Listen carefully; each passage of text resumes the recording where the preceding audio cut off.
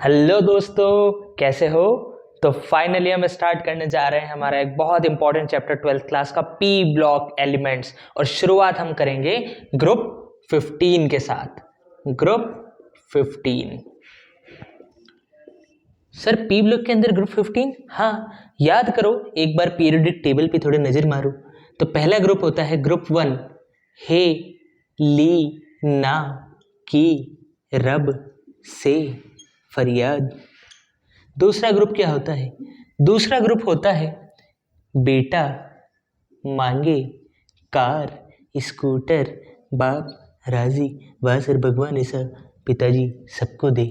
इसके बाद ये ग्रुप कहलाते हैं एस ब्लॉक। ये ग्रुप कहलाते हैं एस ब्लॉक। क्यों?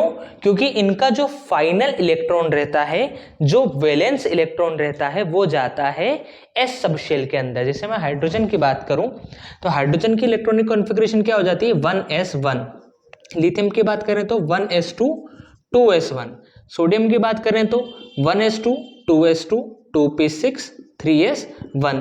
तो हमें साफ दिखता जा रहा है कि जो आखिरी इलेक्ट्रॉन है वो इसमें 1s के अंदर गया, इसमें 2s में, इसमें 3s में। सिमिलरली यहाँ पे भी जो आखिरी इलेक्ट्रॉन है वो 2s2, इसमें 3s2, इसमें 4s2 s के अंदर जा रहा है और सेकंड इलेक्ट्रॉन जा रहा है। तो ऐसे ग्रुप जिसमें आखिरी इलेक्ट्रॉन एस सबशेल के अंदर जाता है वो कहलाते हैं एस ब्लॉक। एस ब्लॉक के अंदर दो ग्रुप आते हैं, ग्रुप 1 एंड ग्रुप 2। ठीक है, इसके बाद 10 ग्रुप हम छोड़ते हैं। ये 10 ग्रुप आते हैं, 10 ग्रुप्स ये आते हैं डी ब्लॉक के अंदर।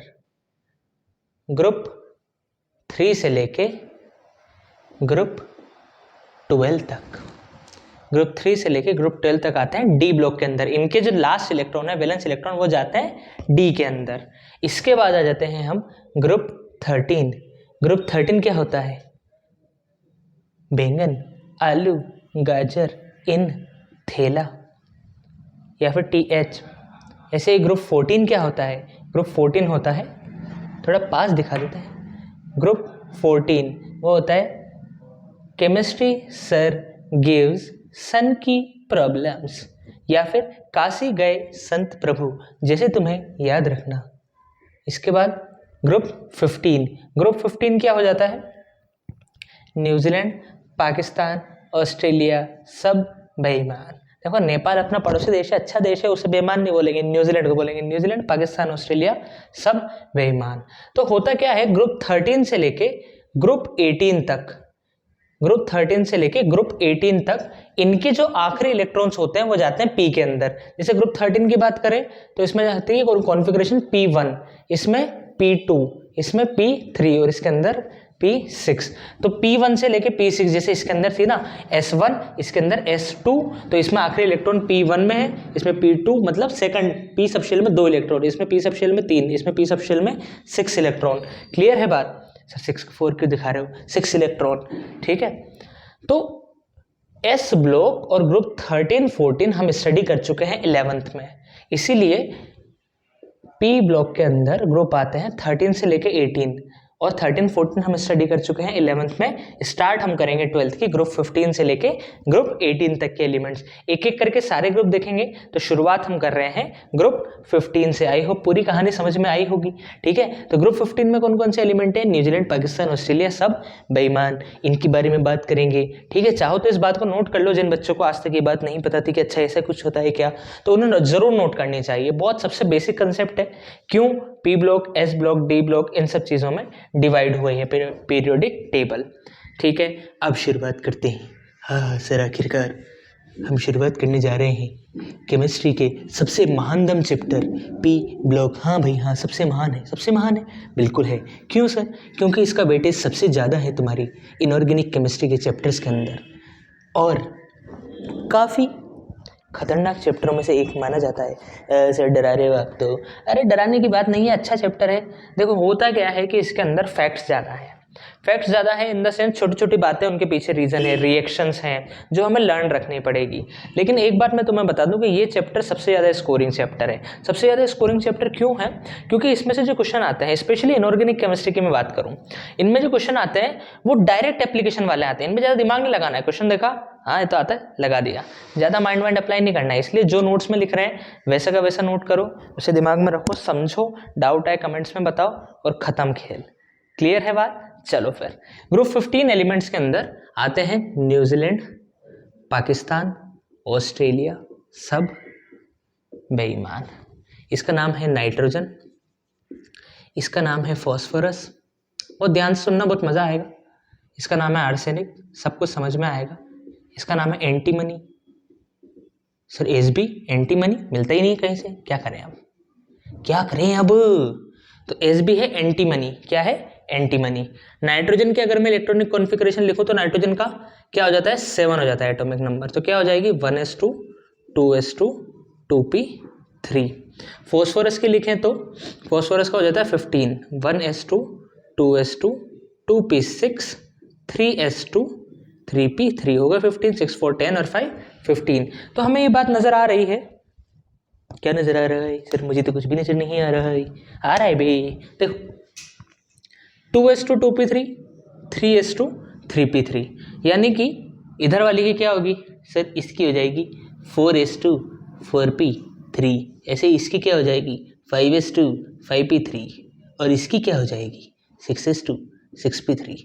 यानी कि मैं एक बात बोल सकता हूं बहुत अच्छे से कि इस ग्रुप की जो जनरल कॉन्फ़िगरेशन है, अगर मैं फाइनल शेल की कॉन्फ़िगरेशन की बात करूं, वैलेंस शेल कॉन्फ़िगरेशन, पूरी इलेक्ट्रॉनिक कॉन्फ़िगरेशन की बात नहीं कर रहा हूं मैं, valence shell configuration of group 15 elements, तो क्या हो जाती है? सर आखिरी शेल है n, तो ns2 np3, यही हो जाती है क्या? वैलेंस शेल कॉन्फ़िगरेशन क्या हो जाती है? ns2 np3 ns2 np3 ns2 np3 ns2 np3 ns2 np3। तो ग्रुप 15 के सभी एलिमेंट्स की जो वैलेंस शेल इलेक्ट्रॉनिक कॉन्फ़िगरेशन वो रहेगी, वो क्या रहेगी? ns2 np3। एक बहुत खास बात नोट करने वाली है, यहाँ पे p हाफ फिल्ड है, half filled p sub shell half filled है। तो हाफ फिल्ड जो होती है वो हमें पता है एक्स्ट्रा स्टेबल होती है बाकी कॉन्फ़िगरेशन के मुकाबले।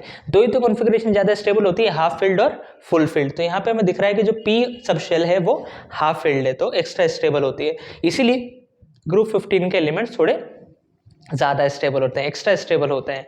ग्रुप 15 के एलिमेंट्स की कॉन्फ़िगरेशन एक्स्ट्रा स्टेबल होती है। ठीक है, इसमें एक और बात नोट करने लायक है, वो ये है कि ये नाइट्रोजन और फॉस्फोरस कहलाते हैं नॉन मेटल। नॉन मेटल हैं ये दोनों हैं मेटलॉइड्स, और बिस्मथ कहलाता है मेटल। यानी कि सर जैसे जैसे नीचे जाते जा रहे हैं ग्रुप में, भाई ग्रुप तो ऐसे लिखते हैं ना अपन, न्यूजीलैंड, पाकिस्तान, ऑस्ट्रेलिया, सब बेईमान, है ना। तो जैसे जैसे हम ग्रुप में नीचे जाते जा रहे हैं, मेटेलिक कैरेक्टर, सर नीचे जाते जा रहे हैं मेटल बनते जा रहे हैं, तो मेटेलिक कैरेक्टर इंक्रीज होता जा रहा है। मेटेलिक कैरेक्टर इंक्रीज होता जा रहा है। सर क्यों हो रहा है? देखेंगे टाइम आने पे।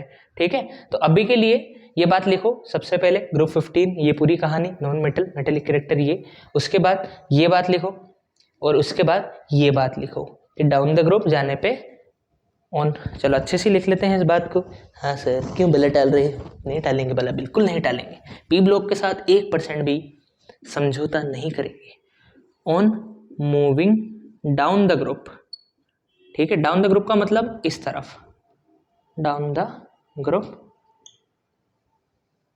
यानी कि नाइट्रोजन से बिस्मथ की तरफ जाते हुए मेटेलिक कैरेक्टर इंक्रीज होता है, मेटेलिक कैरेक्टर इंक्रीजेस। क्लियर है बात? क्लियर है तो नोट कर लो, इंतजार किस बात का कर रहे हो? हो गया? हो गया, चलो फिर आगे बढ़ते हैं। हाँ सर अभी तक तो समझ में आया, अभी तक पढ़ा ही ज़्यादा नहीं है, पर ऐसा ही है जब पूरा चैप्टर सब कुछ समझ में आएगा, गारंटी देता हूँ मैं तुम्हें। सर गारंटी लिख के दोगे क्या? लिख के ले लो, मेरे घर का एड्रेस जानते हो क्या, जो लिख के लोगे? हाँ भाई, अब हम क्या करेंगे कि इनकी कुछ जनरल प्रॉपर्टीज पढ़ेंगे। बात को समझो, हम इस पूरे चैप्टर में क्या पढ़ेंगे, ग्रुप 15 के एलिमेंट्स पढ़ेंगे, ग्रुप 16 पढ़ेंगे, ग्रुप 17 पढ़ेंगे, ग्रुप 18 पढ़ेंगे। तो सबसे पहले किस तरीके से, क्या फॉर्मेट रहेगा हमारा पढ़ने का? हमारा फॉर्मेट ये रहेगा कि ग्रुप 15 के एलिमेंट्स के हम सबसे पहले जनरल प्रॉपर्टीज पढ़ेंगे, जैसे इलेक्ट्रॉनिक कॉन्फ़िगरेशन जो अभी देखी, और atomic radii, ionic radii, bonding, ionization enthalpy, electronegativity, ये वाली चीज़ें। उसके बाद हम देखेंगे इनकी फिजिकल प्रॉपर्टीज़, उसके बाद हम देखेंगे इनकी केमिकल प्रॉपर्टीज़, उसके बाद हम देखेंगे इनके फेमस कंपाउंड, कि भाई जो ग्रुप 15 के एलिमेंट बहुत फेमस हमारे डेली लाइफ में काम आने वाले कंपाउंड्स हैं, उनके बारे में पढ़ेंगे। ऐसे ही हर ग्रुप में कहानी, उनकी कॉमन प्रॉपर्टीज़, उनकी केमिकल प्रॉपर्टीज़, उनकी फिजिकल प्रॉपर्टीज़ और उनके फेमस कंपाउंड। तो अब हम देखेंगे इनकी general properties. General properties of group 15 elements। General properties of group 15 elements. Number 1 पे हम बात करते हैं, किसकी बात करते हैं? नंबर 1 पे हम बात करते हैं एटॉमिक या आयनिक रेडियाई की। एटॉमिक या ionic radii, basically size of atom की बात करते हैं। एटॉमिक या आयनिक रेडियाई क्या मेजर करके देती है हमें? एटम की साइज, ठीक है। तो अगर डाउन द ग्रुप जाते हैं, on moving down the group, तो साइज बढ़ती है कि कम होती है? On moving down the group, भाई न्यूजीलैंड, पाकिस्तान, ऑस्ट्रेलिया सब बेईमान। जैसे जैसे नीचे जाते जाते हैं शेल नंबर बढ़ता जाता है, शेल नंबर बढ़ता जाता है, इसलिए साइज ऑफ एटम बढ़ती जाती है, इसलिए एटॉमिक रेडियाई बोले या आयनिक रेडियाई बोले, डाउन द ग्रुप जाने पे बढ़ती है। As simple as that. के साथ डाउन द ग्रुप जाएंगे, ये सारी चीजें चैप्टर नंबर 3 11th में पढ़ा है अपन ने, ठीक है। ये बेसिक चीजें वापस उनको रिवाइज ही कर रहे हैं। डाउन द ग्रुप जाते हैं, शेल नंबर बढ़ता जाता है, ज्यादा नंबर ऑफ इलेक्ट्रॉन्स होंगे, ज्यादा शेल्स होंगी, और शेल नंबर बढ़ता जाएगा तो साइज भी बढ़ती जाएगी। क्लियर है बात? नोट करो।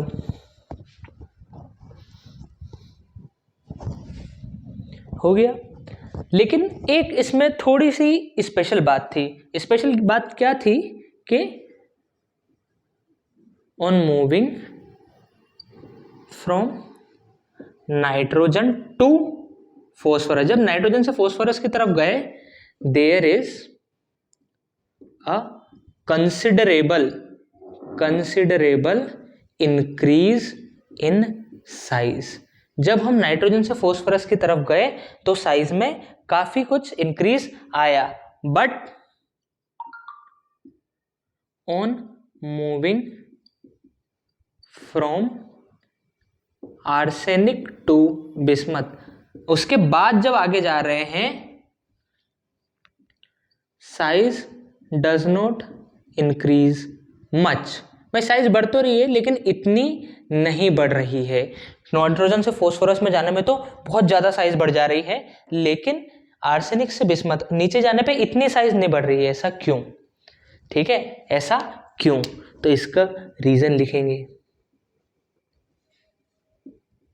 इसका रीजन है, अगर मैं एनसीईआरटी की भाषा में बोलूं तो due to poor shielding of, एकदम एग्जैक्ट वर्ड में लिखेंगे हम, क्या लिखा गया है? कंप्लीटली फिल्ड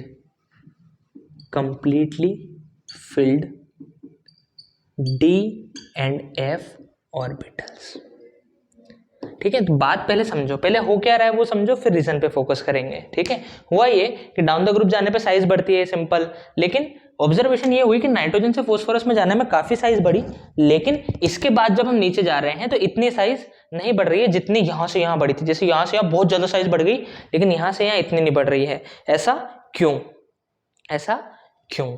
तो रीजन क्या है कि इसके बाद, आर्सेनिक के बाद, तुम याद रखो, जैसे ये अपनी periodic table, nitrogen, phosphorus, arsenic, antimony, bismuth, तो आर्सेनिक के बाद किसको हराने का नंबर आता है? इधर वालों का। इसके बाद जब हम इस तरफ आते हैं, एस ब्लॉक की तरफ आते हैं, ज्यादा उधर चला गया क्या मैं? जब हम एस ब्लॉक की तरफ आते हैं तो एस के बाद अब डी ब्लॉक की भी एंट्री हो गई। यहां तक डी ब्लॉक पिक्चर में नहीं रहता है, यहां तक डी ब्लॉक पिक्चर में नहीं रहता है। डी ब्लॉक की एंट्री कहां हुई? आर्सेनिक के बाद से हुई। डी ब्लॉक की एंट्री होने से क्या हो गया सर? डी ब्लॉक की एंट्री होने से ये हुआ कि आर्सेनिक से बिस्मथ, सॉरी आर्सेनिक से एंटीमनी तक आने में हमें पूरे 10 एलिमेंट डी ब्लॉक के पार करने पड़ेंगे। मतलब ये कि आर्सेनिक से एंटीमनी में आने में पूरा डी और एफ ऑर्बिटल भराए हैं, पूरे डी और एफ ऑर्बिटल भराए हैं। डी और एफ ऑर्बिटल भरा गए, हमें पता है उनका शील्डिंग बहुत पुअर होती है। शील्डिंग का मतलब क्या होता है कि जैसे न्यूक्लियस इसके आसपास है S orbital, P orbital, D orbital, तो ये क्या करते हैं कि अंदर वाले एसपीडी जो होते हैं ना, ये न्यूक्लियस के फोर्स को शील्ड कर देते हैं। शील्ड, कैप्टन अमेरिका की शील्ड बन जाती है, जिससे कि जो और बाहर वाले इलेक्ट्रॉन्स हैं उन पे वो फोर्स फील ना हो सके। जैसे एस है तो एस बोलेगा न्यूक्लियस का फोर्स यही रोक देता हूं, आगे वाले को फील ही नहीं दूंगा, मैं सारा मजा लूंगा। तो उसने आगे वाले इलेक्ट्रॉन्स पे शील्ड कर दिया, यानी कि उन पे इतना न्यूक्लियस का अट्रैक्टिव फोर्स नहीं लग रहा है। लेकिन होता क्या है कि जो डी और एफ ऑर्बिटल होते हैं वो इतनी अच्छी शील्डिंग नहीं करते हैं। देखो भाई, ये जो न्यूक्लियस है तो एस ऑर्बिटल कैसा होता है? एस ऑर्बिटल होता है स्फेरिकल, तो वो न्यूक्लियस के फोर्स को हर तरफ से शील्ड करता है। लेकिन अगर मैं डी ऑर्बिटल की बात करूं तो डी ऑर्बिटल ऐसा रहता है, ये हर तरफ से शील्ड नहीं कर पाता, इनकी इतनी अच्छी शील्डिंग नहीं होती है। इनकी इतनी अच्छी शील्डिंग नहीं होगी तो न्यूक्लियस हंसेगा, हाँ कि अब मेरा फोर्स बाहर वाले इलेक्ट्रॉन तक पहुंचेगा। बाहर वाले इलेक्ट्रॉन तक पहुंचेगा तो बाहर के इलेक्ट्रॉन को भी न्यूक्लियस जकड़ लेगा तो उनकी साइज जितनी बढ़नी चाहिए थी उतनी नहीं बढ़ पाती, कम हो जाती है। तो सर जब हम यहां से यहां आते हैं तो हाँ, शेल बढ़ रही है, साइज बढ़ रही है, लेकिन डी ऑर्बिटल के भराने की वजह से न्यूक्लियस का फोर्स ज्यादा बढ़ गया बाहर के इलेक्ट्रॉन के लिए, तो साइज इतनी नहीं बढ़ी। दो अपोजिंग फैक्टर काम कर रहे हैं, साइज शेल बढ़ने से साइज बढ़ी, लेकिन न्यूक्लियर का फोर्स भी पड़ गया बाहर वाले पे, तो उसकी वजह से थोड़ी कम हो गई। तो जितनी बढ़नी चाहिए थी उतनी नहीं बढ़ी। तो इसका सिंपल सा आंसर क्या होगा? ड्यू टू, इसी को हम बोलते हैं पुअर शील्डिंग। पुअर शील्डिंग किनकी? Completely filled D and F orbitals की। समझ में आई बात? नोट करो। हाँ सर, मजा आ गया सर, पूरा समझ में आया। समझ में आया तो आगे बढ़ो भाई, इतना कहाँ इंतजार। आगे बढ़ जाते हैं, अगली प्रॉपर्टी की बात करते हैं। ठीक है, बहुत इंपॉर्टेंट चीज है, एक एक चीज समझोगे ना तो याद रहेगी। तुम ये सोचो कि यार मैं सारी चीजें याद कर लूंगा, तो फिर वो नहीं रहेगी याद। कर भी लोगे 3-4 दिन बाद भूल जाओगे। हर चीज के भी जो रीजन है उसे समझोगे तो लंबे टाइम तक याद रहेगी। क्लियर है बात? कहीं भी कुछ भी डाउट होता है, कोई बात समझ में नहीं आती है, कमेंट में बताते जाओ ताकि नेक्स्ट वीडियो में उन्हें एड्रेस करते जाएंगे हम। Second, ionization enthalpy. Ionization enthalpy, तो सेम बात भाई। आयनाइजेशन एंथैल्पी क्या थी, किसी को याद है? आयनाइजेशन एंथैल्पी रफली ये थी कि किसी भी एटम से इलेक्ट्रॉन को निकालने में जो एनर्जी देनी पड़ती है, किसी भी एटम से इलेक्ट्रॉन को निकालने में जो एनर्जी देनी पड़ती है वो कहलाती है आयनाइजेशन एंथैल्पी। रफ आइडिया यही है आयनाइजेशन एंथैल्पी का। क्लियर है? ठीक है, वरना एग्जैक्ट डेफिनेशन में तो आइसोलेटेड गैसियस एटम की भी बात करते हैं हम। आइसोलेटेड गैसियस एटम, एकदम अकेला गैसियस फॉर्म में जो एटम होगा उसमें से इलेक्ट्रॉन निकालने में जो एनर्जी लगेगी। हालांकि तुम बस यही समझो कि एक एटम में से इलेक्ट्रॉन को निकालने में जो एनर्जी लगती है वो कहलाती है आयनाइजेशन एंथैल्पी। तो on moving down the group क्या होगा आयनाइजेशन एंथैल्पी के साथ, बताओ? On moving down the group यानी कि न्यूजीलैंड, पाकिस्तान, ऑस्ट्रेलिया सब बेबन सर बार बार बनाना पड़ेगा, हाँ जब भी तो फील आती है। डाउन द ग्रुप जाते हैं तो साइज बढ़ती है। अगर साइज बढ़ रही है तो इलेक्ट्रॉन्स न्यूक्लियस से दूर जा रहे हैं, न्यूक्लियस से दूर जा रहे हैं तो न्यूक्लियर का फोर्स उतना लग नहीं पा रहा है, तो हम आसानी से इलेक्ट्रॉन को निकाल सकते हैं। साइज बढ़ने से इलेक्ट्रॉन को, जो इलेक्ट्रॉन एकदम न्यूक्लियस के पास बैठा, न्यूक्लियस नहीं मैं तो जाने नहीं दूंगा, इसे पकड़ के रखेगा उसे, लेकिन जो दूर है उसके रीच में इतना नहीं है, उसमें से आसानी से निकाल सकते हैं। कम एनर्जी में ही इलेक्ट्रॉन निकल के भाग जाएगा। तो सर जैसे जैसे नीचे जाएंगे साइज बढ़ेगी और आयोनाइजेशन एंथैल्पी कम होगी। डाउन द ग्रुप जाने पे आयोनाइजेशन एंथैल्पी डिक्रीज होती है। क्लियर है बात? ठीक है, नोट करो इसे।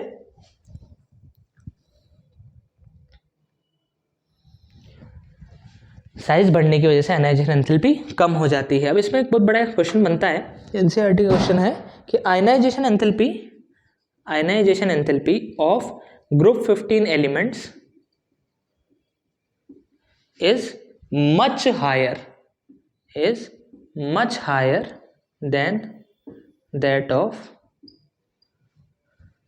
group 14 elements. वाई? ठीक है, अब डाउन द ग्रुप की बात नहीं कर रहा है, डाउन द ग्रुप की तो हमने बात कर ली कि हाँ भाई डाउन द ग्रुप जाएंगे एनर्जी एंथैल्पी कम होगी, समझ में आया ना क्यों होगी। अब सवाल पूछ रहा है कि जो ग्रुप 15 के एलिमेंट्स होते हैं, न्यूजीलैंड, पाकिस्तान, ऑस्ट्रेलिया, सब बेईमान। ग्रुप 14 के एलिमेंट कौन होते हैं? Carbon, silicon, germanium, tin, lead, tin और लेड। क्लियर है बात? तो ये बोल रहा है कि भैया जब तुम ऐसे जाते हो तो भी आयनाइजेशन एंथैल्पी बढ़ती है, जब हम पीरियड में लेफ्ट टू राइट जाते हैं तो आयनाइजेशन एंथैल्पी बढ़ती है, लेकिन जब तुम ग्रुप 14 से ग्रुप 15 गए, बढ़नी चाहिए थी, बढ़नी थी, लेकिन बहुत ज्यादा बढ़ गई भाई, जितनी हमें उम्मीद थी कि हाँ भाई थोड़ी सी बढ़ेगी, लेकिन बहुत ज्यादा बढ़ गई। Ionization enthalpy group 15 element, group 15 के एलिमेंट्स की आयनाइजेशन एंथैल्पी ग्रुप 14 वालों के मुकाबले बहुत ज्यादा होती है। ज्यादा होनी थी लेकिन ज्यादा नहीं, बहुत ज्यादा हुई। तो उसके पीछे कारण क्या है? बहुत सीधा सीधा दिखता हुआ कारण है कि ग्रुप 15 एलिमेंट्स की इलेक्ट्रॉनिक कॉन्फ़िगरेशन क्या होती है? NH2 NP3, यानी कि हाफ फिल्ड पी सबशेल होती है। हाफ फिल्ड पी सबशेल होती है। तो तुम इलेक्ट्रॉन निकालने जाओगे नाइट्रोजन में से, भाई ग्रुप 15 एलिमेंट में है, इलेक्ट्रॉन निकालने जाओगे, भाई इलेक्ट्रॉन दे मुझे, बोलेगा नहीं दूंगा, मैं स्टेबल हूँ, मैं हाफ फील्ड हूँ, क्या तुम मुझे हाफ फील्ड दे पाओगे? क्या तुम मुझे फुल फील्ड दे पाओगे? हमने कहा यार हम तो एक इलेक्ट्रॉन निकालने आए थे, हम तो कुछ भी नहीं दे पाएंगे। तो फिर वो अपनी पूरी जान लगा देगा, अरे ये तो मेरी स्टेबिलिटी छिन रहा है, मैं पकड़ के रखूंगा अपने इलेक्ट्रॉन्स को।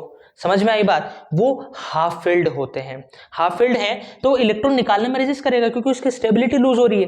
भाई हाफ फील्ड से वो दूसरी NP2 कॉन्फ़िगरेशन में आ जाएगा तो वो कोई स्टेबल नहीं है, तो वो आसानी से इलेक्ट्रॉन नहीं देगा और उल्टा रोकेगा। कोई भी बॉडी अपनी सबसे स्टेबल कंडीशन में रहना चाहती है, दुनिया का यूनिवर्सल लॉ है क्या कि कोई भी बॉडी सबसे स्टेबल कंडीशन में रहना चाहती है। अभी वो हाफ फील्ड है तो स्टेबल है, अगर तुम इलेक्ट्रॉन निकालोगे तो वो रेजिस्ट करेगा कि यार मेरी हाफ फील्ड स्टेबिलिटी जा रही है। बात समझ में आई? बात समझ में आई तो इसका रीजन क्या लिखेंगे हम? Because of extra stable half field configuration of group 15 elements. भाई इनकी half field extra stable configuration होती है तो एनर्जी निकालने में और नाटक करेगा तो ज़्यादा एनर्जी देनी पड़ेगी, इसलिए ग्रुप 15 वालों की बहुत ज़्यादा हो जाती है क्योंकि वो ज़्यादा स्टेबल हो जाते हैं। वो कहेंगे अब नहीं, अब कुछ ज़रूरत ही नहीं है, क्यों निकाल रहे हो तुम? तो ज़्यादा एनर्जी की ज़रूरत लगती है, इसीलिए ग्रुप 15 के एलिमेंट्स की एनर्जी आयनाइजेशन एंथैल्पी बहुत ज़्यादा होती है। समझ में आई बात? समझ में आई तो नोट करो। हो गया तो आगे बढ़ते हैं और अगली प्रॉपर्टी की बात करते हैं।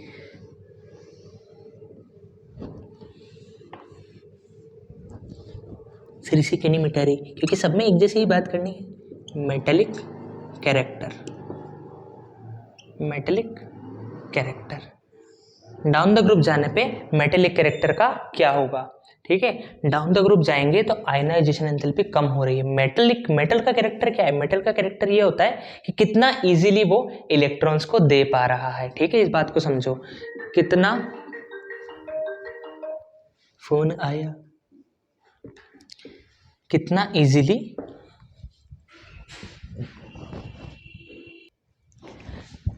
मेटेलिक कैरेक्टर का मतलब होता है कितना इजीली इलेक्ट्रॉन्स, या फिर हम बोले कितना इजीली एलिमेंट इलेक्ट्रॉन दे पा रहा है,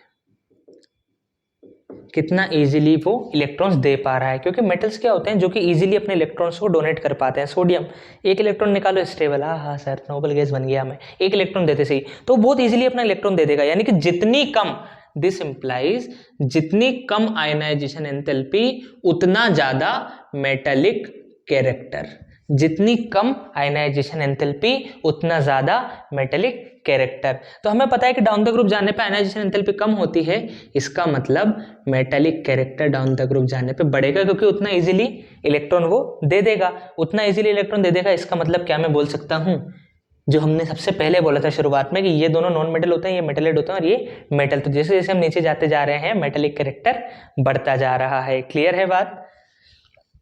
क्लियर है?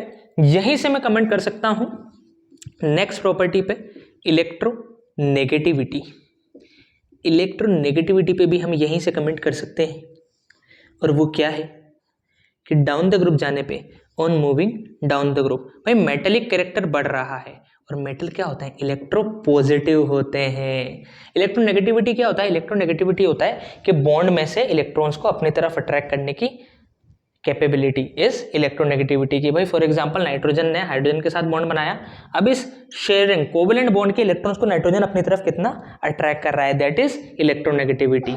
तो मेटल्स जो होते हैं वो इलेक्ट्रॉन को अट्रैक्ट थोड़ी ना करना चाहते हैं, वो तो देना चाहते हैं, और जैसे जैसे हम डाउन द ग्रुप जा रहे हैं इलेक्ट्रॉन को देने की कैपेसिटी बढ़ रही है, तो फिर इलेक्ट्रोनेगेटिविटी कम हो रही है, ठीक है, इलेक्ट्रॉन को डोनेट करने की कैपेसिटी बढ़ रही है। जब आयनाइजेशन एंथैल्पी कम हो रही है, मेटेलिक कैरेक्टर बढ़ रहा है, यानी कि इलेक्ट्रोपॉजिटिव नेचर बढ़ रहा है नीचे जाने पे, तो इलेक्ट्रोनेगेटिविटी कम होगी। क्या क्लियर है बात? तो on moving down the group electronegativity decreases as metallic character increases. भाई मेटेलिक कैरेक्टर इंक्रीज मतलब इलेक्ट्रो पॉजिटिविटी, इलेक्ट्रो पूरे लिख देते हैं, इलेक्ट्रो पॉजिटिविटी बढ़ रही है, और बॉन्ड के इलेक्ट्रॉन को उधर सरकाने की, यार हमें बॉन्ड मत बनाओ, तुम तो मेरा इलेक्ट्रॉन भी ले जाओ। इलेक्ट्रो पॉजिटिविटी बढ़ रही है तो इलेक्ट्रोनेगेटिविटी तो कम हो रही होगी ना। क्लियर है बात? चलो नोट कर लो। आज फर्स्ट लेक्चर है, आज हम इतना ही पढ़ेंगे। कुछ अच्छे क्वेश्चंस यहाँ से बनते हैं जो इससे रिलेटेड हैं, उन्हें हम देखेंगे नेक्स्ट वीडियो में, ठीक है। चलो बाय बाय।